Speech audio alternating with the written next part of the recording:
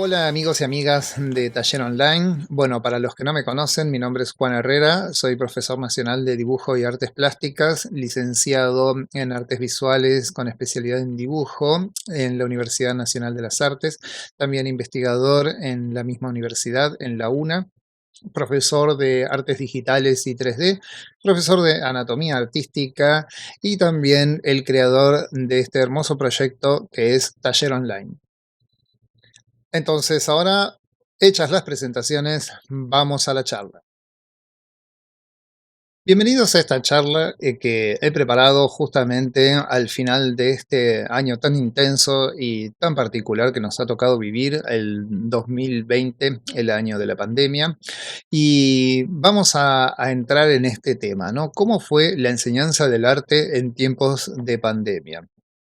De pronto, así de sopetón, vino lo inesperado. Llegamos a marzo, ya estábamos dispuestos a comenzar, algunos cursos ya habían comenzado y nos dicen que no podemos salir, que no podemos ir a los lugares que solíamos ir a aprender, a estudiar, los docentes no podíamos ir a las aulas.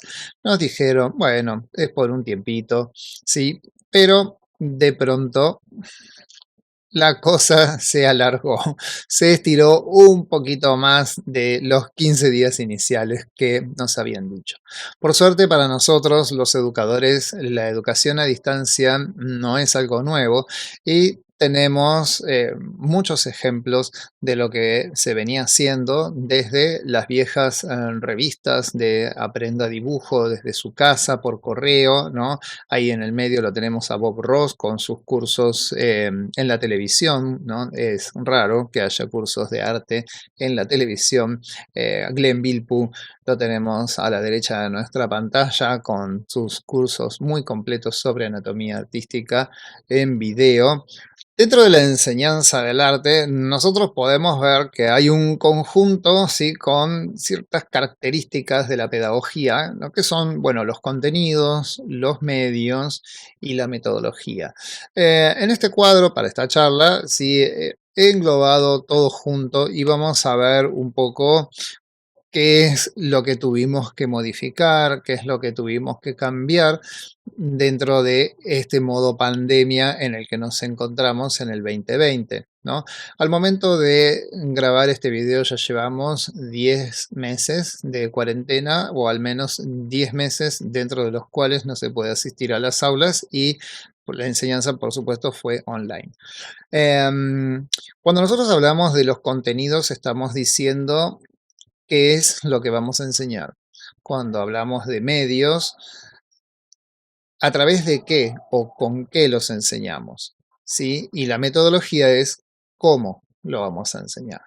Entonces, en lo que es la educación a distancia, ¿sí?, los contenidos y las metodologías pueden ser los mismos o muy similares a la presencial, pero los medios son los que van a cambiar. Hagamos un breve repaso de la educación a distancia de los últimos tiempos, ¿no? Recordamos los viejos cursos por correo, sobre todo, ¿no?, en principios del siglo XX. Luego van apareciendo las carreras a distancia mucho más adelante con las páginas de internet. Aparece el uso del email, los PDFs, a los cuales se incorporan las nubes, ¿no? Los servicios como Dropbox, Google Drive, ¿no?, van a ser servicios que van a estar muy, muy requeridos dentro de los medios propios de la educación a distancia. Creo que hoy día es muy difícil pensar un grupo de estudio que no tenga, ¿sí?, un WhatsApp. Bueno, así también los viejos videos, como veíamos el caso antiguamente de Bob Ross, el caso de Glenn Vilppu y tantos otros que han hecho sus cursos por video, también empiezan a aparecer ahora los videos online, ¿no? Como por ejemplo el caso de Proco y otros tantos. En estos últimos tiempos se ha incorporado el streaming, ¿sí?, que va a ser otra forma de video, una forma como la que fue dada esta charla, por ejemplo, originalmente, ¿sí?, en vivo, ¿no? Uno transmite desde su casa, ¿no? Y los oyentes están del otro lado mirando eso en el mismo momento que sucede. Ahí están los servicios de Zoom, de Meet, de Skype, que van a ser los servicios que fueron muy, muy requeridos durante estos momentos de la pandemia. Finalmente, los últimos que se fueron agregando van a ser Classroom, Moodle y otros servicios al estudiante, que son páginas de Internet donde se trata de conglomerar todo lo que necesita el estudiante o todos los beneficios que le da la web al estudiante en un solo lugar. Tuvimos que actualizarnos de repente. Muchos de los docentes utilizaban los medios de educación a distancia como un complemento. Nosotros sabemos que la mayoría de las universidades tiene casi todas sus carreras de forma presencial y que solo al 2014, por ejemplo, solo el 1% de las carreras se podían cursar totalmente virtual, es decir, semipresencial o incluso no presenciales. Las famosas carreras online. Y después, la verdad que estos recursos se utilizaban como un complemento de la presencialidad, ¿no? Pero ¿quién no ha usado Facebook, grupos de Facebook, ¿no? Instagram, bueno, Twitter y todos los servicios, ¿no? Todo el mundo los usaba, pero ahora eran lo único que teníamos. Entonces, al tener que tratar de suplir la presencialidad a través de estos servicios, bueno, es donde entra un poco en juego lo que vamos a charlar ahora. Sí, vamos a ver que hay muchas cosas que fueron cambiando y hay otras que fueron las mismas. La educación a distancia, como la presencial, también tienen sus ventajas y sus desventajas. En esta charla vamos a hablar exclusivamente de las ventajas y desventajas también de la educación a distancia, ¿no? Vamos a saber que todo esto va a depender desde ya del buen uso de estos recursos, ¿no? Los recursos didácticos, por ejemplo, son los que se vieron ampliamente beneficiados, ¿no?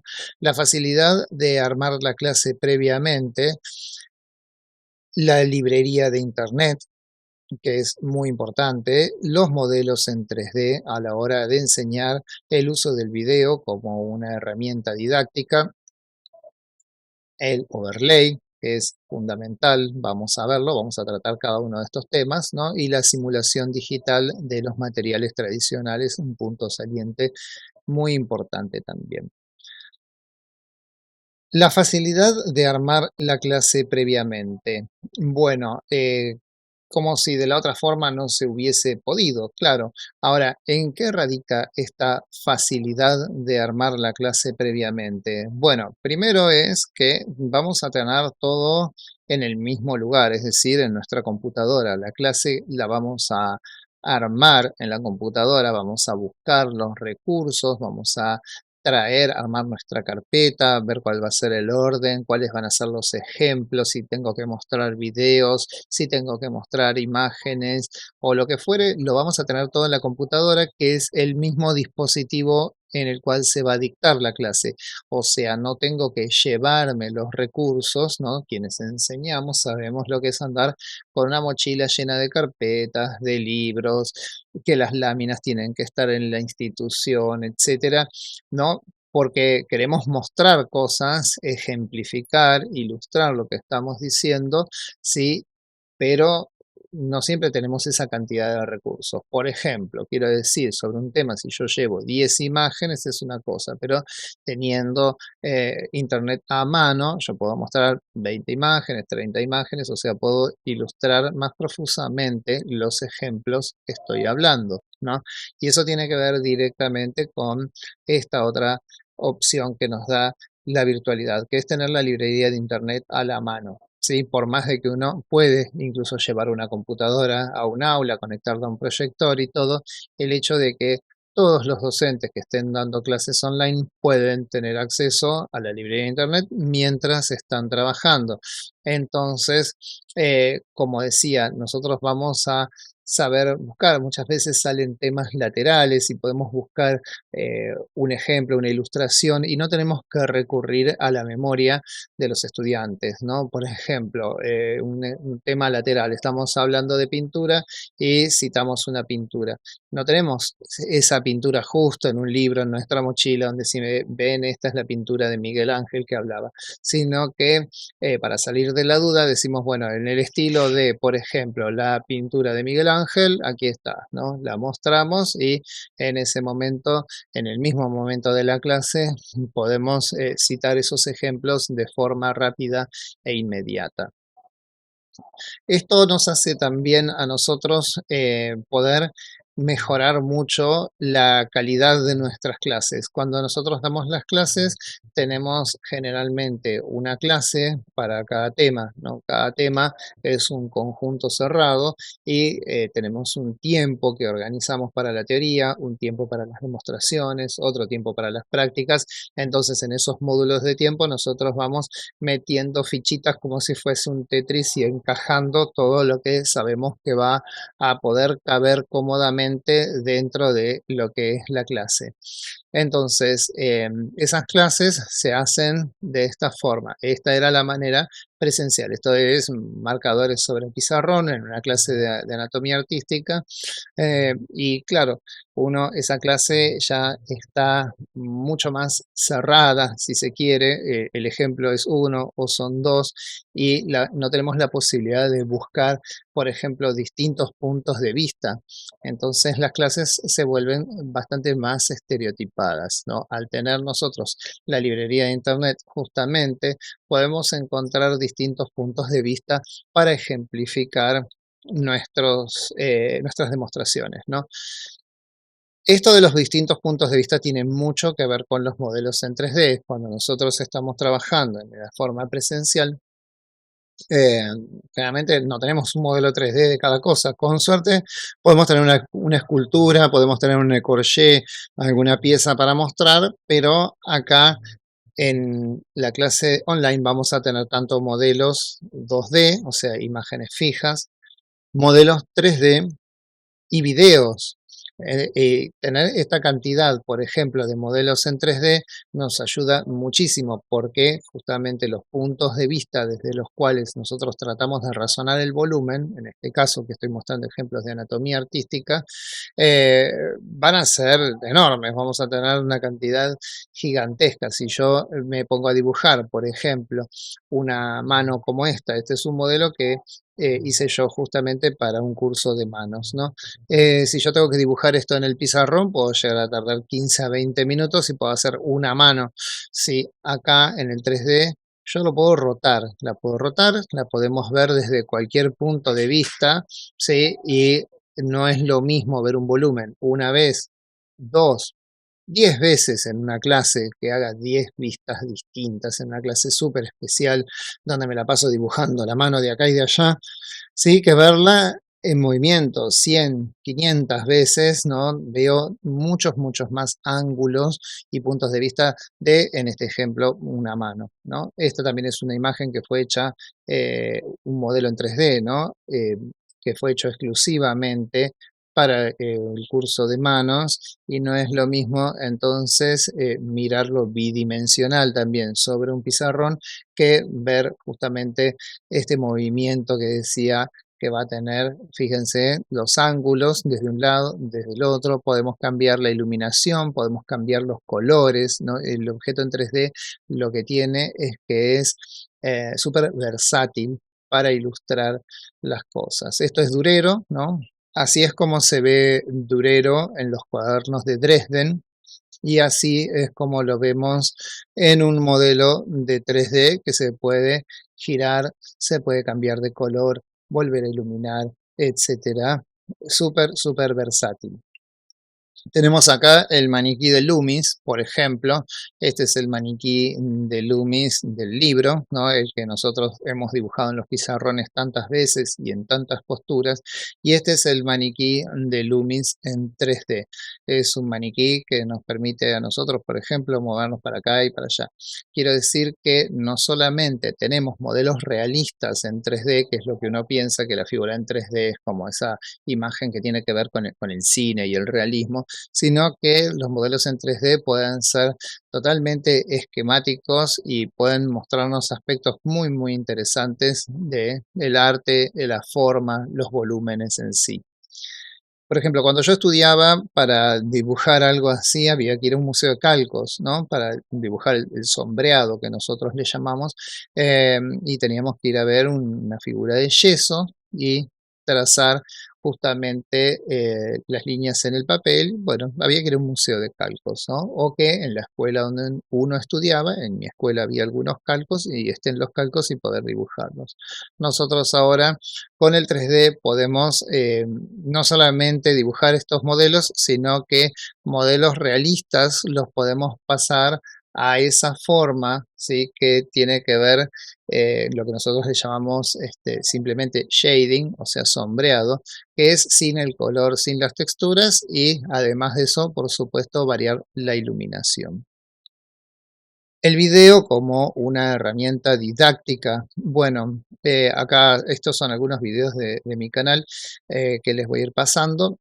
Y el video como una herramienta didáctica es fundamental porque en un momento en el siglo XX fuimos pasando cada vez más del libro hacia el video, ¿no?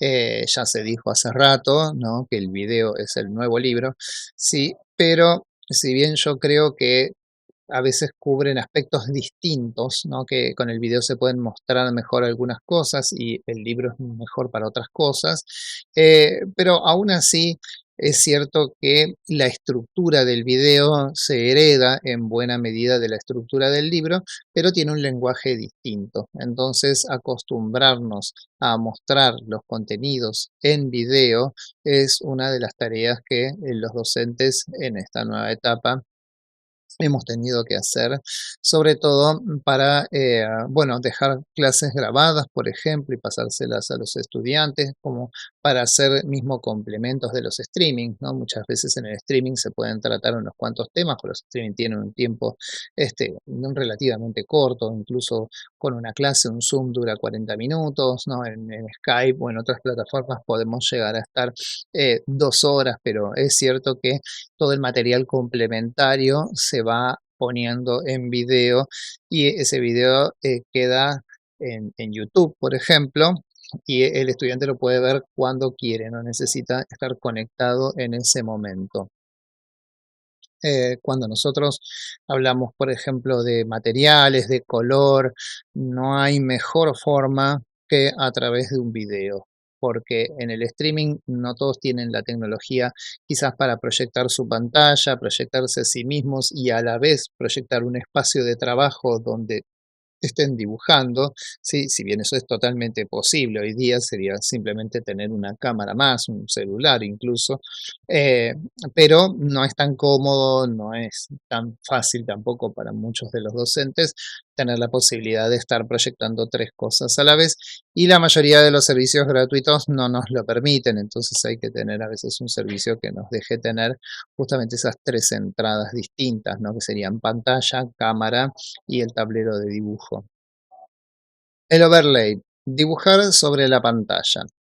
Esta creo yo es una de las herramientas principales a la hora de trabajar en estos cursos que se están dictando online. El hecho de poder hacer trazos, por ejemplo, con distintos colores, trazos que se van fundiendo, trazos de distintos grosores, es algo que nosotros en la presencialidad no lo tenemos. Si yo tuviese que hacer algo así en la presencialidad, tendría que tener una lámina muy grande para que la puedan ver todos, ¿no? Recordemos más o menos cómo es un aula de dibujo presencial. y vamos a ver que la gente que está a los costados de esta imagen está viendo el pizarrón, que es eso que está ya pequeño, ¿sí? Bastante lejos. Entonces, ¿cómo podría yo tener una imagen lo suficientemente grande para poder ir trazando encima? Acá, con esta técnica de overlay, nosotros podemos dibujar arriba de cualquier cosa, ¿no? Como de una fotografía, como de un modelo 3D, como en este caso, yo giro el modelo, señalo algunas cosas, lo giro, sigo señalando, ¿sí? Puedo moverlo, por ejemplo, en cualquier dirección y trazar, mostrar, incluso también se puede escribir desde ya con el overlay. Vemos acá otro ejemplo, estos son unos maestros de la Academia Rusa y cómo se va dibujando a la par sobre la referencia, ¿no? Sobre la obra que se está analizando y cómo, por ejemplo, se está haciendo lo que sería el pizarrón al costado, ¿no? El pizarrón con las referencias justamente a lo que se va dibujando en overlay sobre la imagen de la Academia Rusa en este caso, ¿no? Nosotros podemos ir tomando los ejemplos directamente, podemos ir tomando notas. Es muy, muy interesante poder dibujar sobre modelos 3D o incluso podemos también dibujar sobre video, si es otra de las funciones interesantísimas, ¿no? Que va a tener el overlay, poder trazar arriba de una imagen en movimiento. Esto es una corrección de trabajos de una alumna y vemos acá la posibilidad de tener la referencia y el estudio los dos a la vez y hablar justamente de las comparaciones y todo. Es una técnica muy, muy sencilla de overlay con la cual hemos corregido muchas veces los trabajos de los estudiantes a lo largo de esta pandemia, ¿no? Esto que decía de tener la referencia a un costado y poder dibujar es fundamental. Eh, el pizarrón en un costado, la referencia, dibujamos indistintamente arriba de una cosa o de la otra e incluso se pueden hacer marcas arriba de ambas cosas que se vayan disolviendo. Acá hay un ejemplo de una clase de anatomía artística donde esto, por ejemplo, en un caso de clase virtual era cotidiano, siempre trabajaba con los esqueletos, arriba de los esqueletos se iban trazando las musculaturas y esto en el presencial sería prácticamente imposible. No tenemos una forma de posar un esqueleto, por más de que tengamos uno, posar un esqueleto y dibujar encima y que se vaya viendo cómo se desarrolla, ¿no? La demostración de musculatura sobre el modelo en 3D. Yo en algún momento he dado algunas clases de figura vestida presenciales donde he tenido que hacer, por ejemplo, una figura desnuda, grande, en una hoja grande, poner encima un papel de calco y trazar con un crayón grueso, con un pastel al óleo, con algo que se vea bien de lejos para poder trazar justamente las ropas encima de eso, ¿no? Bueno, esta es una clase en pandemia, ¿no? Es muy fácil y muy rápido dibujar encima.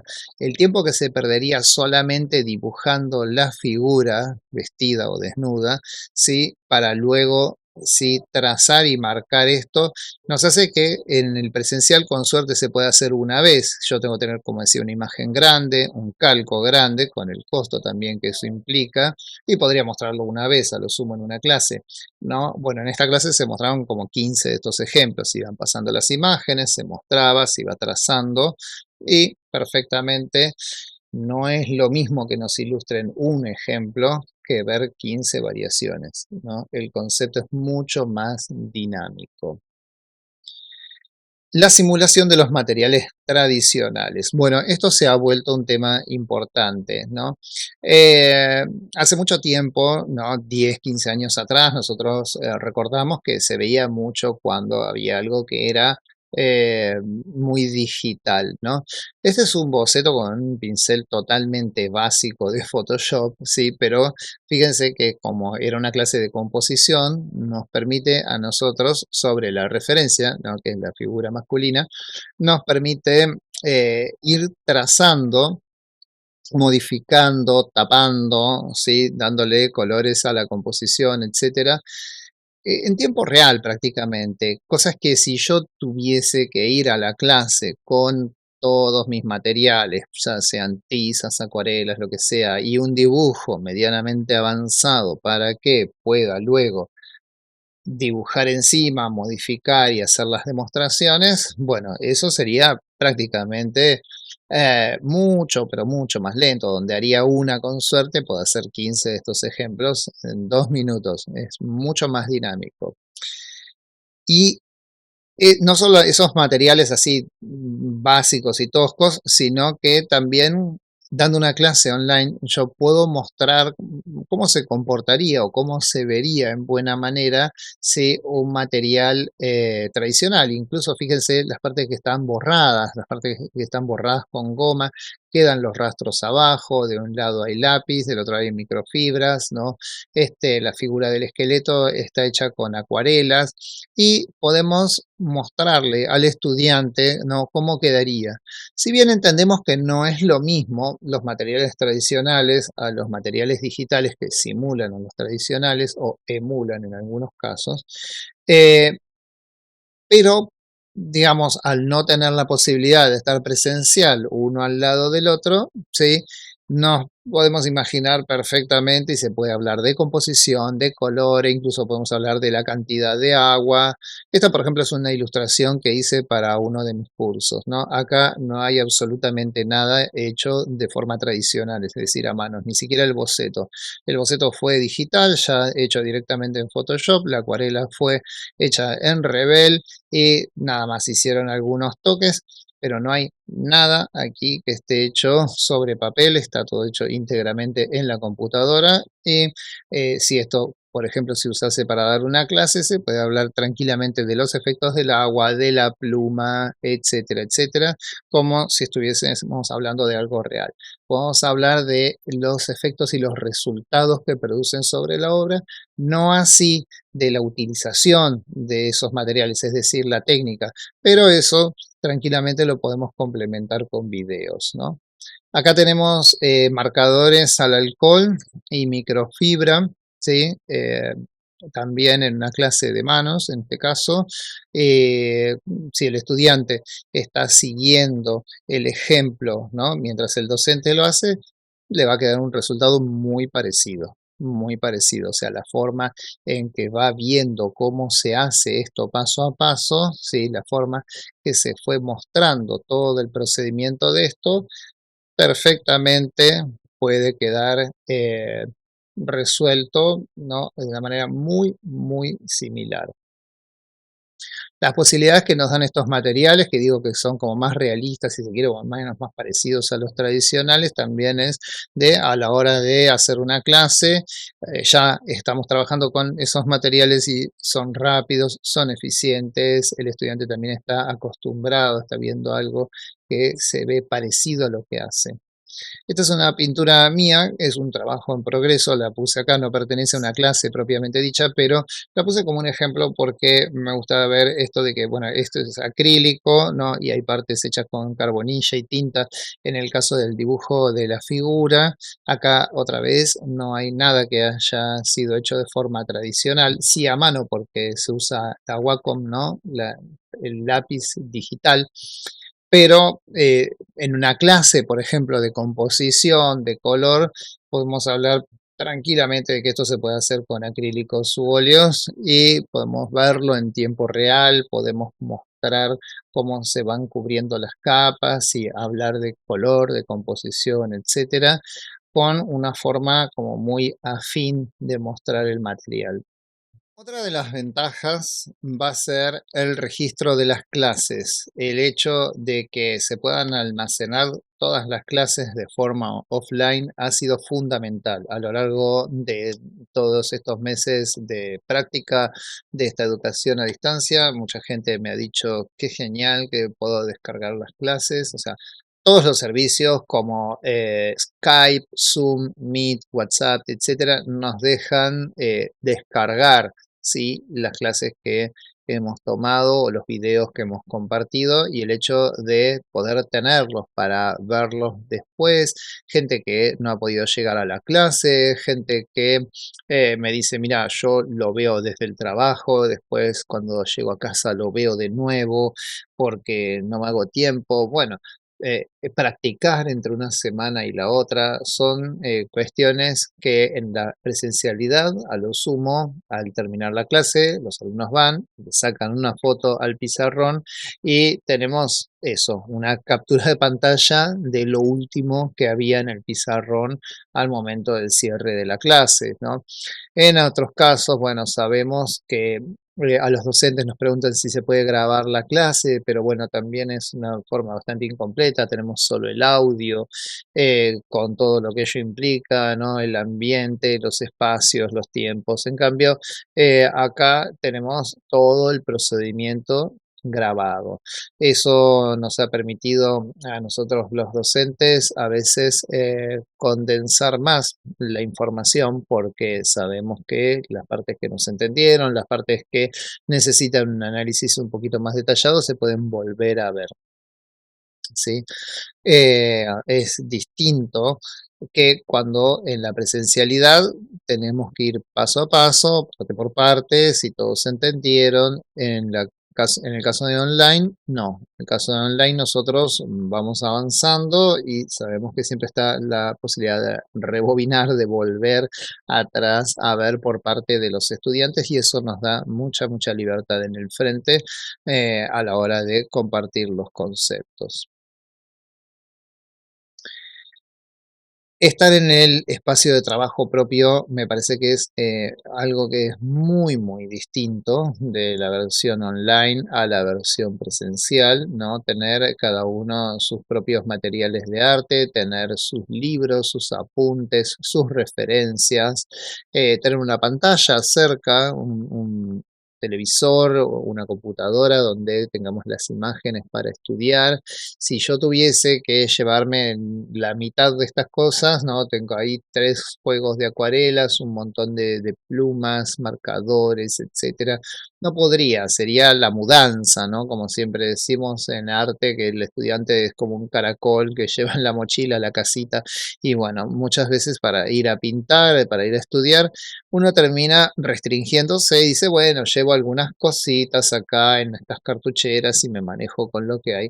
Pero desde la docencia se notó mucho que los estudiantes estaban en sus casas por la calidad de la producción.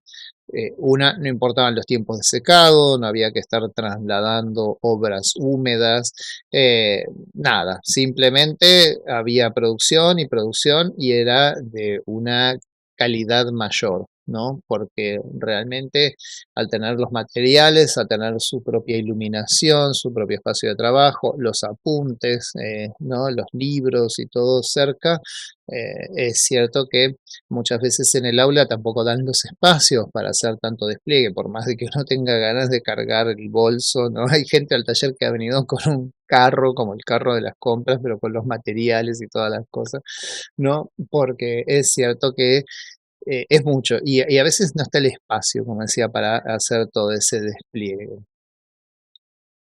La utilización del tiempo de viaje. Bueno, los que viven acá en Capital saben que por lo menos tenemos con suerte 1 hora de ida y 1 hora de vuelta a cualquier lado de Capital, y hay gente que viaja más, 2 horas incluso de ida, 2 horas de vuelta y 4 horas en el día para estar solamente trasladándose.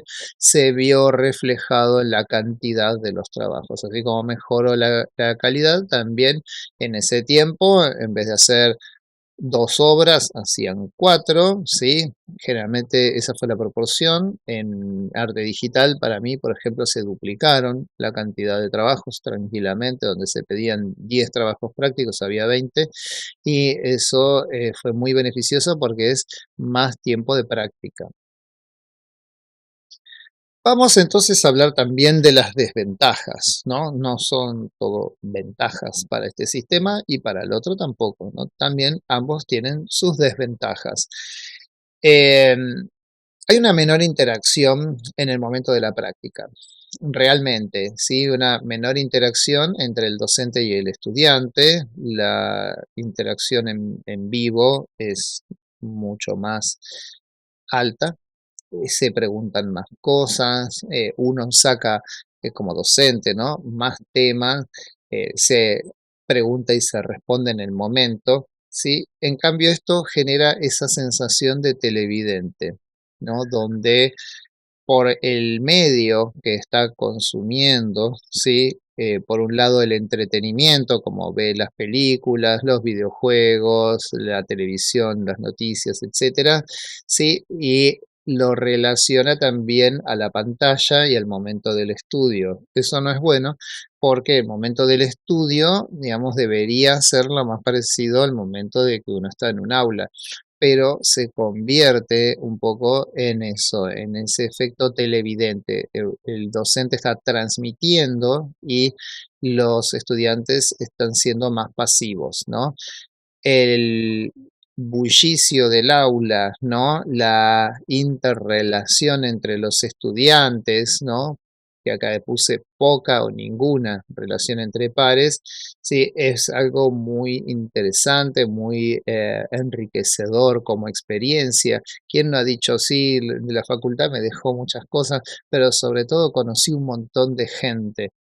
Y acá no se conoce tanta gente de esta forma, si bien estamos acostumbrados, y la gente más joven sobre todo, muy acostumbrados a las redes sociales, pero aún así el momento pedagógico, el hecho de estar en el aula, todavía la parte presencial sigue siendo donde se generan más y mejores relaciones, y en la parte online todavía falta, falta bastante. Eh, en el vivo, decía, conocemos mucha gente que tiene intereses similares. Eso es genial porque, bueno, podemos juntarnos, charlar con ellos, etcétera. Sí, y también vemos cómo trabajan nuestros compañeros y compañeras. O sea, vemos el momento de que están estudiando, de que están produciendo. Vemos al docente en el frente o mostrando con sus materiales, ¿no? Su técnica de arte, no sé, una acuarela, por ejemplo. Sí, pero también vemos cómo lo hacen los pares, y eso nos pasa mucho a los docentes, que vemos como uno le dice al otro, ay, qué bueno, ¿cómo estás haciendo eso? Y el otro le explica, y esa relación acá no existe. Tenemos los grupos de WhatsApp, ¿sí? Del curso, del taller, que, bueno, sirven, se intercambian otras cosas, sí, pero no podemos como aprender tanto del otro. Y vemos los trabajos terminados. Eso es algo distinto, vamos a hablarlo. También vemos los trabajos terminados. Acá, por ejemplo, esta es una clase mía de anatomía artística justamente, se ve el pizarrón allá a lo lejos y estos estudiantes en un momento de descanso, ¿no? Cada tanto el modelo o la modelo descansan, se paran, charlan, interactúan, miran lo que está haciendo el de al lado, ¿no? Es muy enriquecedor. En el otro no. En el otro vemos los trabajos terminados, ¿sí? Entonces yo a eso le llamo correcciones en diferido, porque acá vemos, por ejemplo, en esta fotografía a George Bridgman, uno de los grandes maestros de la anatomía artística, junto con sus alumnos. Está ahí en el medio justamente haciendo una corrección. No es lo mismo hacer las correcciones durante el proceso creativo, ¿sí? Cuando el estudiante está, como por ejemplo, cometiendo un error, lo resaltamos, lo avisamos que está cometiendo un error, que lo corrija, que haga así, que haga así, ¿sí? A verlo cuando está terminado, que ya cometió el error y que todo lo que hizo después lo hizo arrastrando o magnificando ese error. ¿sí? Ahí hay una diferencia fundamental. El hecho de corregir en tiempo real, corregir en el momento, corregir, digo, se puede destacar un error como también se puede exaltar, ¿no?, un acierto, y el estudiante sigue con otro ánimo porque dice, bueno, voy bien, esto que quería hacerlo, me viene siguiendo mi docente en este proceso y al final lo logré, voy por acá, voy bien. De la otra manera eso no pasa, de la otra manera nosotros vemos el trabajo terminado, que se podría, como decía, que el estudiante tenga una cámara apuntando al lugar de trabajo y uno ver cómo va trabajando y todas las cámaras abiertas, se podría, pero la verdad que hoy día todavía es engorroso, no todos tienen de hecho la tecnología o la capacidad para hacerlo, los estudiantes. Hablar de educación virtual hoy día implica mucho esta tarea de todo lo que podemos hacer los docentes y que a los estudiantes les resulte también fácil o llevadero, ¿no? Técnicas que no puedan manejar, ¿no? Entonces nuestras correcciones son en diferido, se termina el dibujo, los estudiantes sacan una foto, la comparten por WhatsApp o por donde sea y ahí hacemos las correcciones con el overlay, con los ejemplos y todo lo que mostramos antes, pero ya el dibujo está terminado.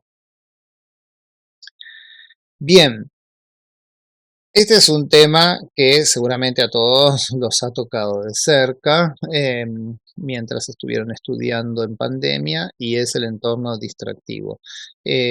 Uno llega, por ejemplo, al aula en el caso de la educación presencial y, bueno, se tomó el trabajo, preparó sus cosas, salió de su casa, viajó una hora y pico, llega y dice, "Bueno, ya que llega acá, yo me voy a concentrar, voy a ver todo lo que dice el docente, a tomar las notas, a ver los trabajos de mis compañeros, etcétera, etcétera, vamos a hacer todo como se debe, ¿no?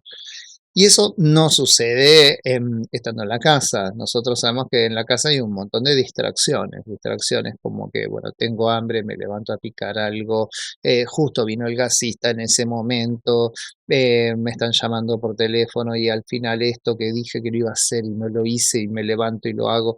Bueno, eso es un problema y se nota, ¿no? Cuando damos clases online, la verdad no sabemos qué están haciendo los estudiantes, no siempre se dan con las cámaras abiertas, no son necesarias, de hecho generan una distracción en la clase online también, que las cámaras estén abiertas y los micrófonos incluso, ¿no? Y nos pasa eso a los docentes que, bueno, estamos dando la clase y queremos decirle algo a fulano, y fulano, y fulano estás, y fulano estás, y el micrófono sigue apagado y no está. O sea, fulano está, no sé, comiendo un sándwich en la cocina.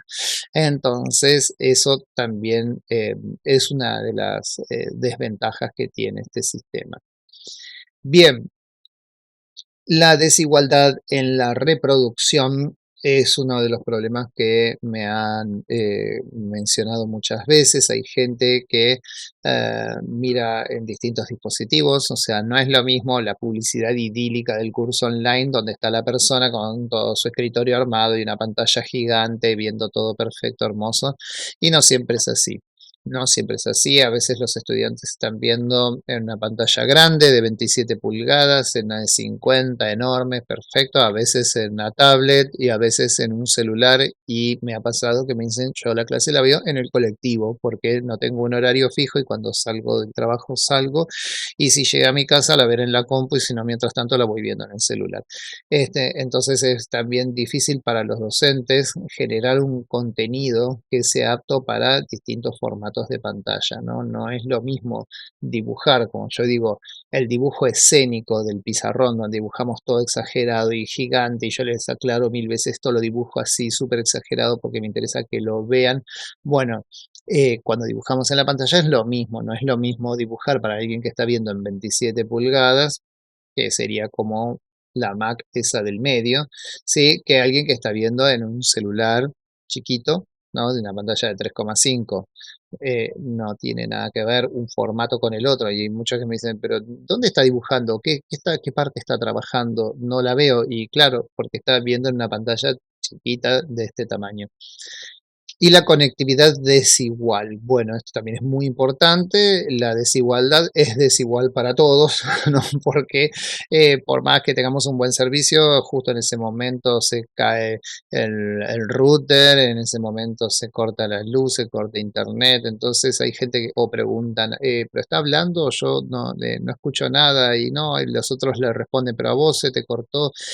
Bueno, va a pasar eso. Eh, Uno piensa que todo fluye y que se ve todo en HD y no es así, ¿no? Después cuando uno recoge las experiencias de cómo fueron las clases, incluso con servicios de internet conocidos y con fibra óptica y todo, pero vemos que han tenido bastantes problemas a la hora de estar justo en ese momento todos a la vez, dialogando, mirando obras, dibujando. Es un problema bastante interesante. Bueno, con todo esto vamos a ir llegando hacia el final y vamos a decir que esto nos ha acelerado mucho la posibilidad de a nosotros tener, en vez de solo una pequeña parte de estudiantes que querían estudiar de forma virtual y a distancia, en vez de tener solo una pequeña parte de estudiantes, los tuvimos de pronto a todos y vimos estos problemas magnificados, ¿no? Los problemas y las ventajas desde ya. Entonces, la presencialidad y la virtualidad creemos que se complementan. Se puede hacer tranquilamente un sistema híbrido y así como fuimos pasando del libro a la fotocopia, al PDF y ahora al streaming, bueno, han ido evolucionando los medios, pero tenemos que saber que no son los contenidos y no son la metodología, sino que la metodología y los contenidos sí podemos ir variándolos de acuerdo, ¿no?, a otras cuestiones que no son el tema de este video, sí, pero no en base a los medios, sino que los medios podemos complementarlos, como decía, y que hay algunas cosas que son geniales en la presencialidad y otras que son imposibles en la presencialidad y así también como estuvimos viendo en la virtualidad, ¿no? En las clases online hay algunas cosas que son totalmente imposibles o muy, muy difíciles de lograr, como por ejemplo ver qué está dibujando cada uno y hablarle a cada quien. Y hay otras cosas que son geniales, que tener miles de libros para mostrar en el momento de ilustrar un ejemplo, de hablar de algún tema, es maravilloso. Nos preguntamos, ¿y ahora qué? ¿No? ¿Cómo hacer esto? Bueno, una idea que yo propongo justamente es evolucionar el lenguaje pedagógico a los códigos del video y del streaming. Como decía antes, el video no es nuevo, ya de los 70, de los 60 incluso. Robert Beverly Hale, hay algunos videos de los 60 ya, donde enseñaba anatomía artística también en ese caso. Y los códigos del video son distintos a los códigos, como decía, del libro, ¿no? De la fotocopia del PDF, que son tan todos hermanados. Eh, los códigos del video son distintos y los códigos del streaming aún más distintos, ¿no? Streamear, como decimos nosotros, es un hecho, digamos, muy, muy distinto. De 1, 2, 3. Bueno, ¿qué es lo que se viene? Entonces, yo creo que evolucionar el lenguaje pedagógico a los códigos del video y del streaming. Como decía, el video ya existía desde antes, tenemos casos de los años 60, por ejemplo, ¿sí? Y el video, sí, que en ese momento el video se vendía, ¿se acuerdan? Primero estaba en la tele, se vendía el VHS, se vendía el CD-ROOM, el DVD, y así sucesivamente, los códigos del video ya estaban, ¿no? El streaming tiene otro código, ¿no? Como también el podcast, ¿no? Es un código en el cual nosotros vamos hablando y desarrollando un tema y para eso tenemos que tener todo bastante, bastante ordenado porque es, como decimos nosotros, on the fly, o sea, vamos hablando al vuelo sobre los temas, ¿no? Y eso nos lleva a pensar que la narración del contenido teórico tiene que estar preparada justamente para los códigos, tanto del video que va a estar online para ver en forma diferida, ¿sí? O el streaming que va a ser para verlo en el momento, ¿no?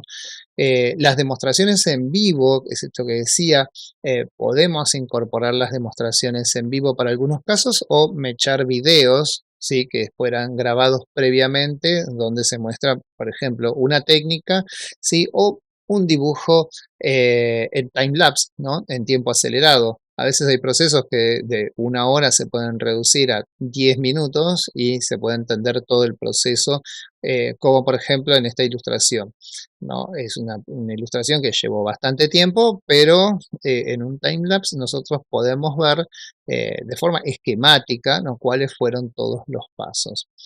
Los ejemplos y las referencias que tenemos, ¿sí? O sea, el tener tanta variedad de medios nos permite a nosotros también pensar más en el contenido, porque como decía antes, no es lo mismo que yo dibuje 5 figuras en vivo en el momento de estar en presencial, a que yo muestre 20, 50 ejemplos, y eso nos lleva también a hacer una clase más intensa.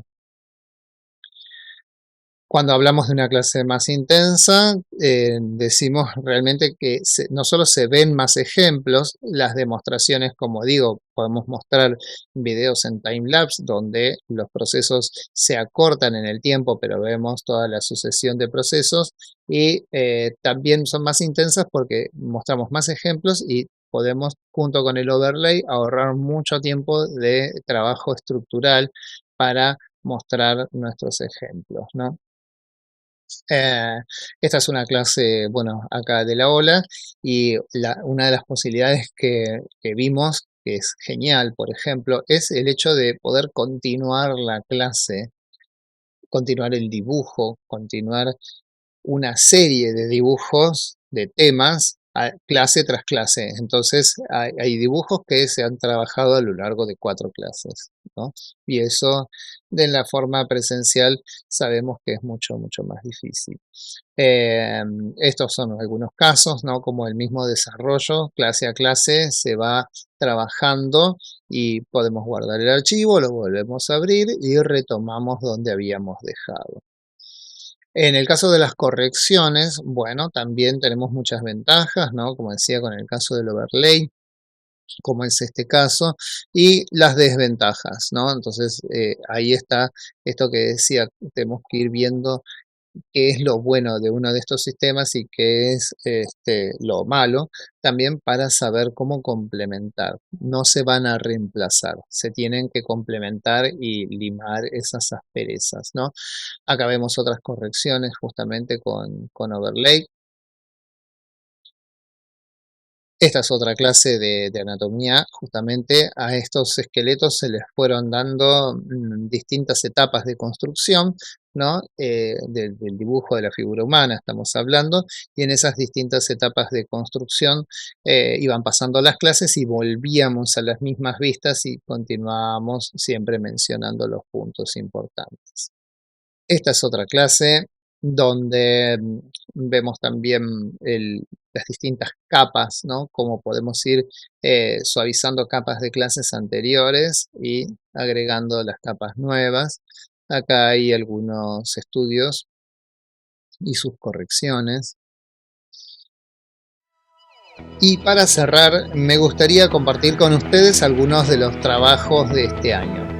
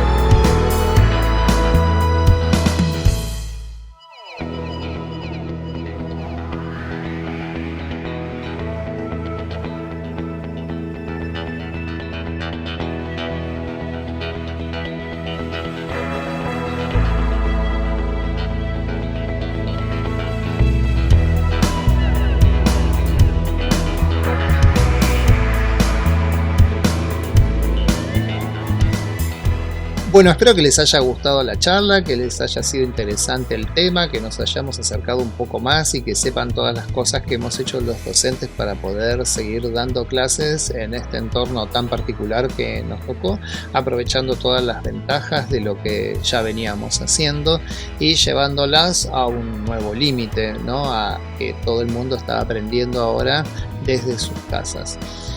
Como siempre les digo, si les gustó el video, les pido por favor que lo compartan, que se lo envíen a sus amigos, que le den like, que le den a la campanita y todas las cosas que repetimos siempre en todos los videos, porque realmente es muy importante para nosotros, para que crezca el canal y para que sigamos agregando cada vez más contenidos en Taller Online.